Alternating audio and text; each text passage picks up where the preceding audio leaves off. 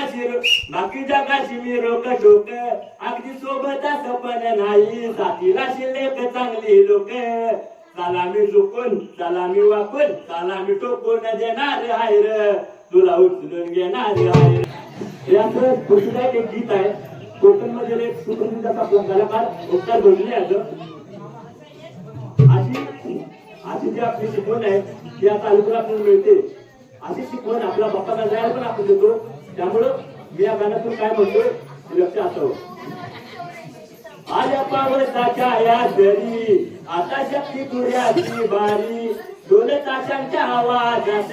आली गणरायाची स्वारी आता आगमन होणार आहे र आपला बाप्पा येणार आहे र आता आगमन होणार आहे र आपला बाप्पा येणार आहे